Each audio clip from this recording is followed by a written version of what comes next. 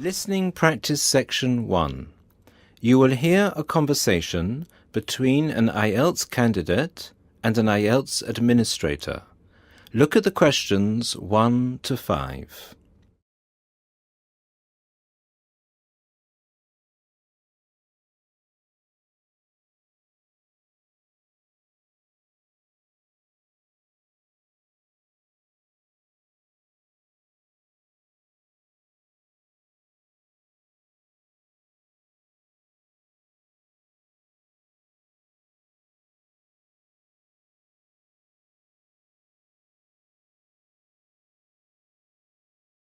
Listen to the first part of the conversation and answer questions 1 to 5.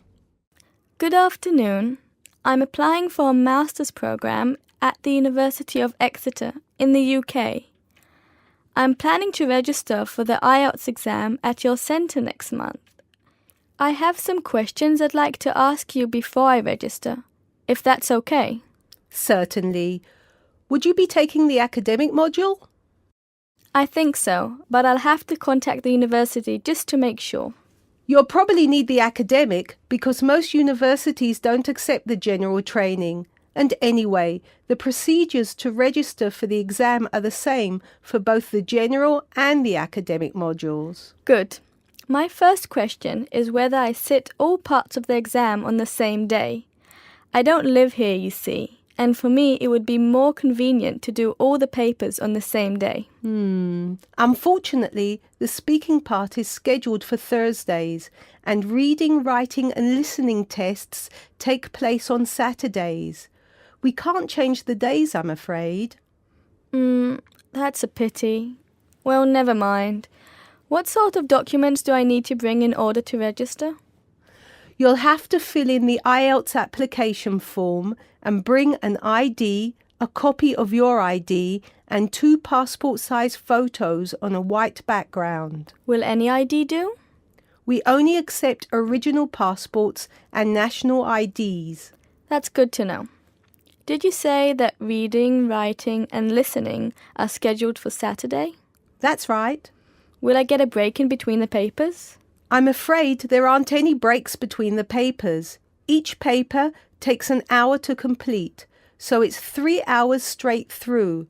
You'll first do listening and then reading, followed by the writing test. This is a standard requirement from Cambridge. Now look at the questions 6 to 10.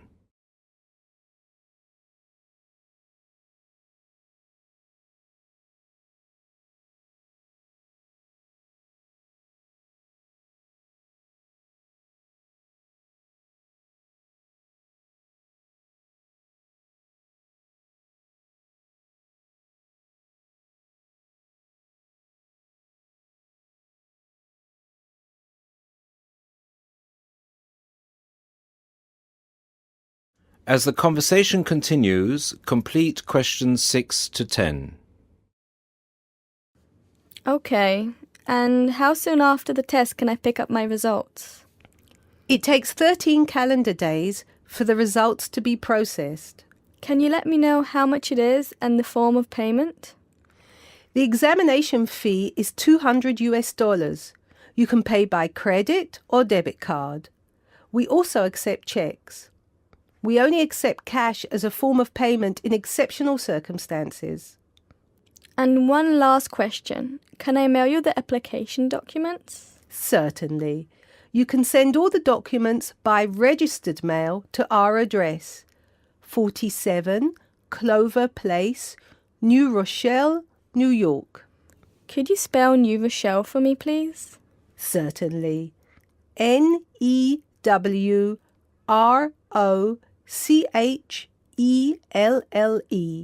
Could I have the zip code as well? Sure. Our zip code is 10806. Thanks. You can also email us at inquiry@examsmail.com or phone us at 325-9082. I think that's all. Thank you very much for all the information. Bye. You're welcome. Goodbye.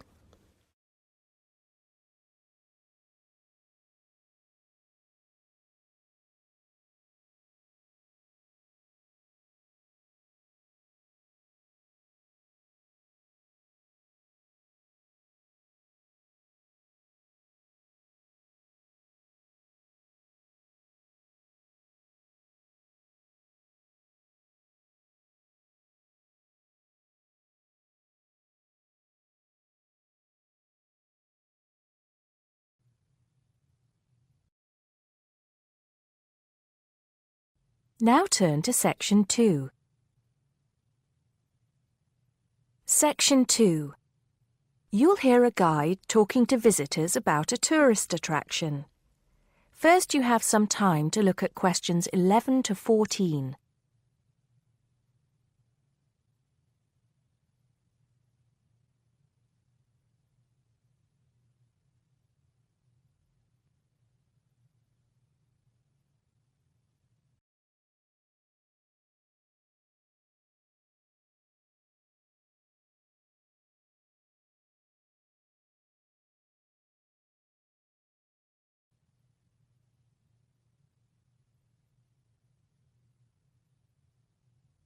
Now listen carefully and answer questions 11 to 14.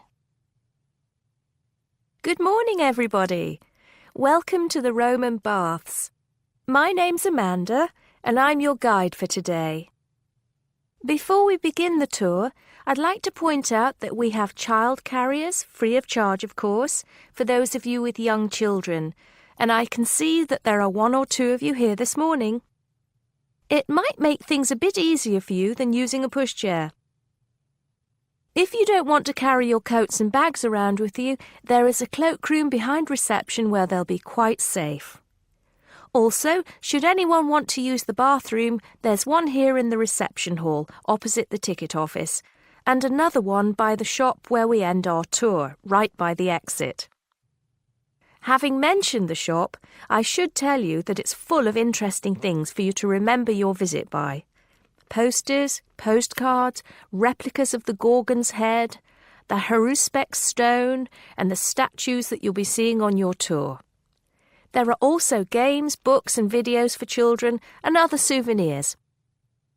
Our first stop will be the terrace, where you will get your first view of the baths. Now, the statues that line the terrace here are of Roman emperors, governors of Britain, and various military leaders. These aren't from Roman times either. In fact, they were sculpted in 1894, especially for the grand opening of the baths in 1897. But what you can see from here is only a fraction of the whole Roman bath site, which stretches below ground level under the surrounding streets and squares of the town. While we're here on the terrace, getting our first look at the baths, let me fill you in on a bit of the history. This site, with its hot springs, has long been seen as a sacred place, and the first people to build here were the Celts, and the shrine they built was dedicated to the goddess Sulis.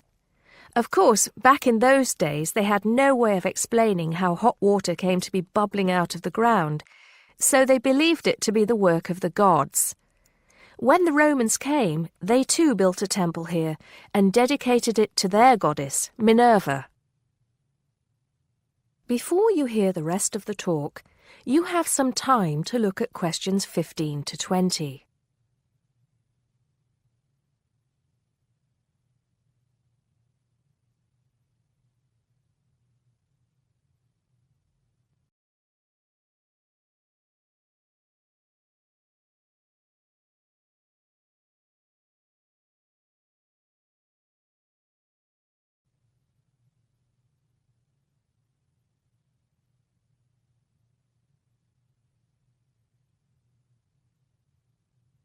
Now listen and answer questions 15 to 20.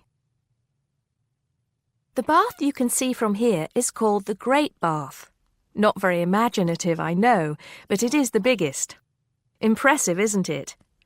At one time it was housed in a huge vaulted hall 40 metres high, which for many people of the period must have been the largest building they'd ever seen in their lives. The bath itself is 1.6 metres deep, ideal for bathing, and has steps leading down to the water on all sides. The niches or alcoves you can see all around the bath would have had benches and possibly small tables for drinks and snacks. Not a bad way to spend your free time, relax, and tell yourself it's all good for your health. Let's move on to our next stop, the sacred spring. This is the heart of the site, where the hot water bubbles up from the ground at a temperature of 46 degrees centigrade. The water comes up from a depth of between roughly 2,500 and 4,500 metres, where geothermal energy raises the water temperature to between 64 degrees and 96 degrees. Over 1 million litres of this hot water rise up here every day, and as well as being hot, the water is rich in minerals, and it was thought it would cure various ailments and illnesses. In fact, people came here from all over the Roman Empire to try out its healing powers. Before we take a look at the changing rooms and saunas, which are known as the East Baths, and the plunge pools and heated rooms of the west part of the bathhouse, we'll pass through the site of the temple and the temple courtyard. Here we are. This temple is one of only 2 known classical Roman temples in Britain. The other is the Temple of Claudius at Colchester. This temple is said to date from the late 1st century AD, being built between 60 and 70 AD. But the original temple has been knocked about and added to over the centuries, and what you can see here are just bits of the original temple. OK, shall we move on? That is the end of section 2. You now have half a minute to check your answers.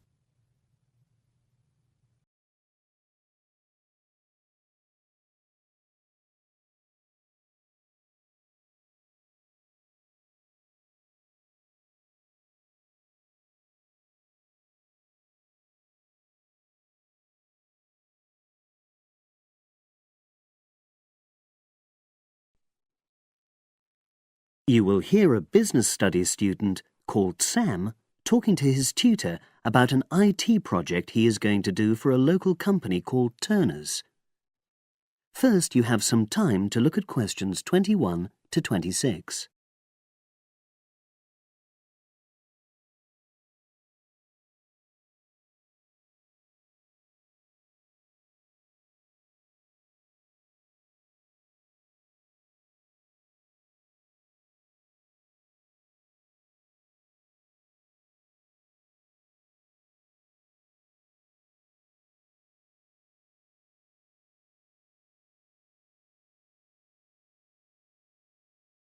Now listen and answer questions 21 to 26. Hello, Sam. Come in and sit down. Thanks. You're here to discuss your company-based IT project, aren't you? Yes, I've been to see the manager and he's given me a lot of ideas about projects that the company would find useful, but I wanted to ask your opinion about them before I choose one. Yes, that's fine. Now, this company's called Turner's, isn't it? That's right. It's a small engineering company. They make machine components for trade use. They're well established. They started in 1976, but they're a bit old-fashioned. Okay. And what kind of projects did Turner's suggest you could do for the company? Well, they want some improvements made to their customer database. The one that they've got at the moment isn't very useful in some ways. I had a quick look at it. That would be a very straightforward project, and it'd be simple enough to evaluate, but I don't think you'd get enough out of a project like that. You wouldn't learn anything new. Well, another project they suggested is to do with their online sales catalogue. At the moment, customers can look at their products, but they can't actually order them online, which must affect their competitiveness. But I said I thought it would take too long. It's quite a big task. You're right. It's too much for the time you've got. It's a pity, though. Then they want some help with their payroll system. At the moment, the way they calculate pay involves a lot of manual accounting. I suggested they could have a system where employees register electronically when they arrive and leave work, so the hours they do could be transferred automatically. I think you'd get a lot out of a project like that. It would extend your skills, but it wouldn't be too much to take on. A student did something similar a couple of years ago, but this is slightly different. Well, then they need help with their stock inventory. They do everything manually. Really? Yes, and it takes so much time. It's probably very inaccurate, too. An electronic inventory would probably be the biggest single benefit for the company. I'm surprised they haven't had it done before. I know. Then they wanted to improve their internal security. The manager had visited other companies where the staff use swipe cards to access various areas of the building. It sounded useful, but the trouble is I'm not really sure how to do it. Well, I think you're right in that assessment. At the moment, it's probably a bit beyond your level of knowledge. Is that all? Just one more. Customer service. They want to be able to collect feedback from their customers in a more systematic way.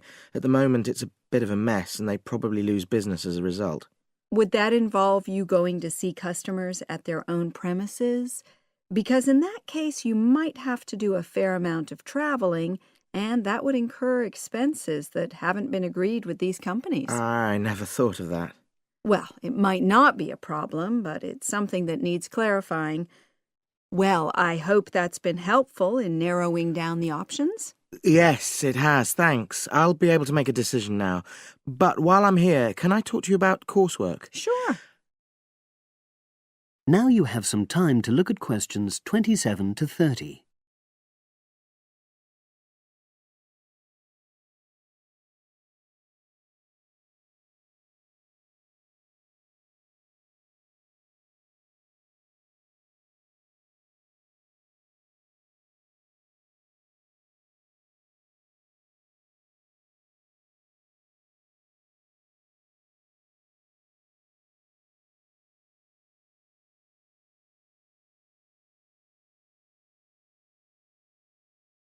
Now listen and answer questions 27 to 30. I'm not very happy about the way our group assignment is working. There are some problems. Oh, dear. Are people just not getting on with each other? That's the worst thing. Actually, we're all friends, it's not that. But when we're having a discussion about the assignment, one or two people end up doing all the talking and the rest don't say anything. It's a bit frustrating because we need plenty of debate. Well, that's a common observation. You're studying in a group with people from all over the world, and you all have your own ways of participating. In some places, students are more used to listening than talking, and vice versa. I suppose you're right. I'll try to remember that. Does everyone pull their weight as far as sharing the workload is concerned? I'd say they do, yes. And our group elected a leader. She's very good at making sure no one's overloaded.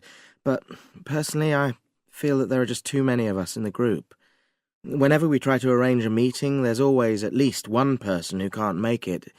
It's not anyone's fault, it's just that we've all got slightly different timetables. Well, I'm glad you've talked to me about it. Feedback is always useful. Is there anything else you're concerned about? There are a couple of problems with lecturers that all the students are talking about. Last semester we had negative feedback about the way lectures were organized. There were several occasions when the wrong room had been booked or the same room had been booked twice, that sort of thing. Is that still a problem? That hasn't happened at all as far as I know. Oh, good. It's sorted out then. But I don't know the reason, but some of the staff often turn up late, so we miss 10 or 15 minutes of our lecture time.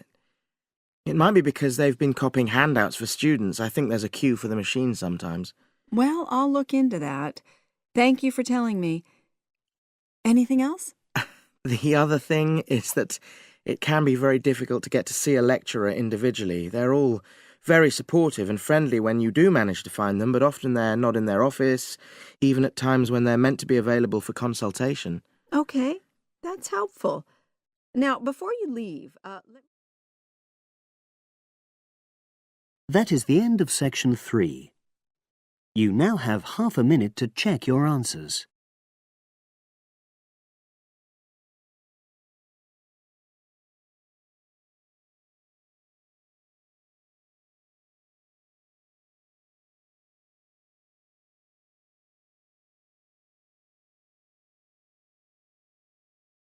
Now turn to section 4. You will hear a wildlife expert giving a talk to a group of bird lovers in the UK about a species called the tawny owl.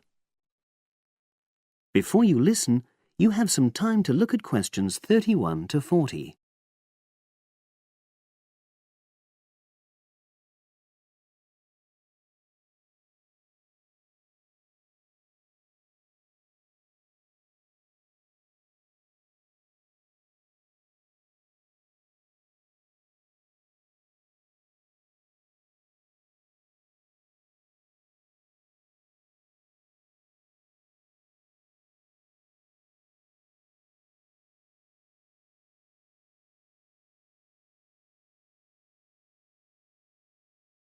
Now listen and answer questions 31 to 40. Good evening, everyone. You're all likely to be familiar with pictures of the tawny owl. Because of all the owl species in the UK, it's actually the most common one. But the chances are that you're more likely to have heard one than actually seen one, as it's also strongly nocturnal. This means that it normally ventures out at night. So, what kind of habitat does the tawny owl prefer? Well, a survey carried out in the 1980s confirmed that this owl is most likely to be found in woodland. If you look at a map of tawny owl distribution across Britain, you'll only see gaps in the treeless marshy areas of eastern England and in some of the more upland parts of northwest Scotland. However, you can sometimes find populations of tawny owls in urban areas too, either in parks or in large gardens. The tawny owl shows some obvious adaptations to its natural habitat. For example, both its wings and its tail are short, which helps it to maneuver through the trees. Also, the bird's plumage is a mixture of brown and grey, and this provides suitable camouflage for when the owl perches up against a tree trunk. Then there are its large eyes. The tawny owl's visual capacities are considerably better than those of humans, and although it can't see in complete darkness, it's sufficiently well equipped to be able to navigate its way around woodland on all but the most overcast nights. Another factor that contributes to the tawny owl's success as a hunter is its excellent memory of the layout of different areas. If you combine this ability with the owl's strongly territorial and sedentary nature, most populations of tawny owl are sit-and-wait predators, you realize that it has a good opportunity to predict where prey might be found. Finally, as well as having large eyes, the owl's sense of hearing is excellent, and this helps it to locate potential prey as it sits on its perch.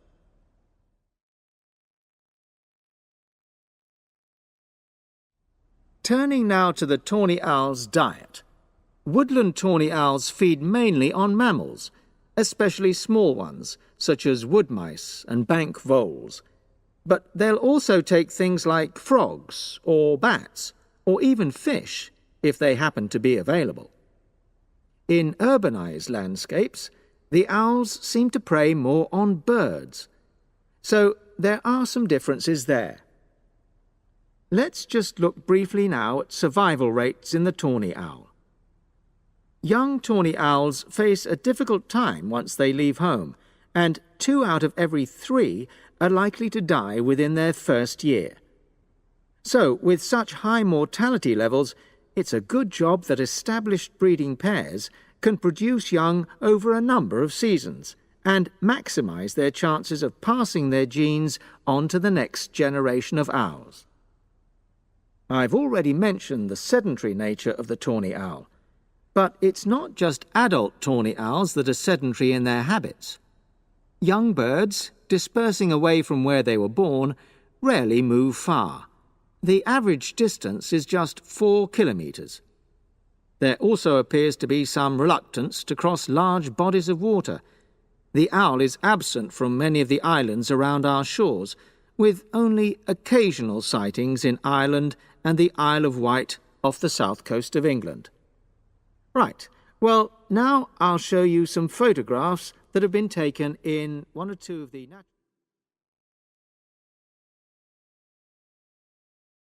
That is the end of section 4. You now have half a minute to check your answers.